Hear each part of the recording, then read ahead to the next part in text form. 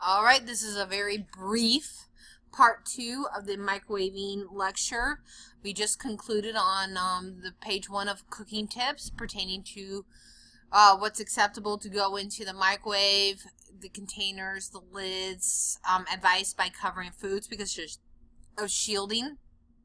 When microwaving foods, things that are what the microwaves are attracted to, and that is fat, water, and sugar. Very, very important.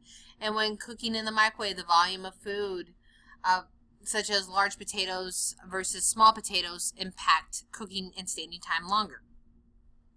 And I'd like to take this brief moment to talk about arcing and metal.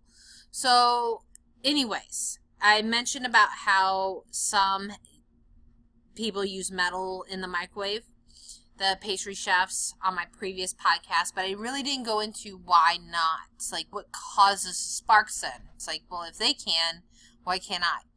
Problem is this, the metal has to be perfectly smooth because when the magnetrons are going and the microwave frequencies are happening and they're moving throughout and they're hitting the metal.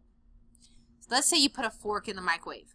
Those tines, the part where you eat from, the pointy ends, because they're very sharp and individualized, their points, the microwaves will hit them and bounce back and keep colliding. They have edges, and that's where sparks appear.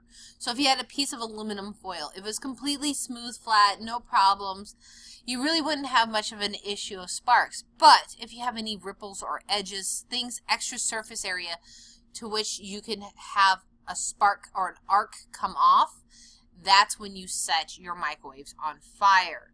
So I just realized, I was like, wait a minute, I didn't fully clarify. I was like, well, they can use it, but why not? So it's called arcing. All right, moving into the last slide.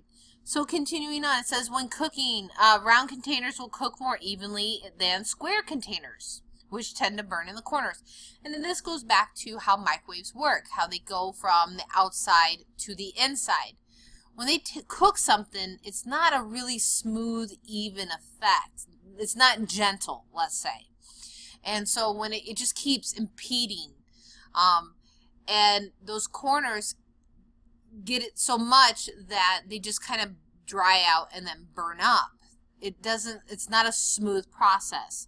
So round pans, you reduce down those corner areas and you more likely have a smooth, even surface for microwaves to go through.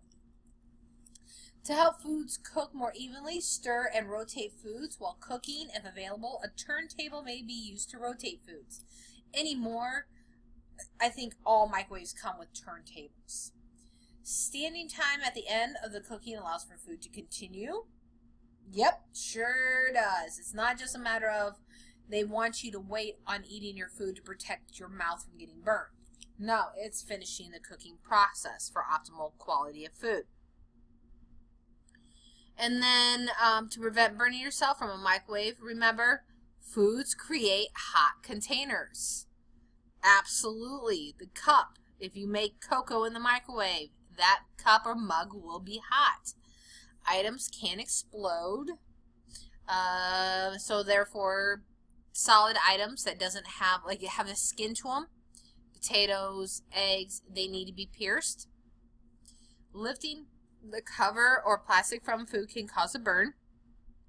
So lift away from you. Always ventilate. Have steam escape. And just be cautious. So safety first. And that concludes the microwave lecture.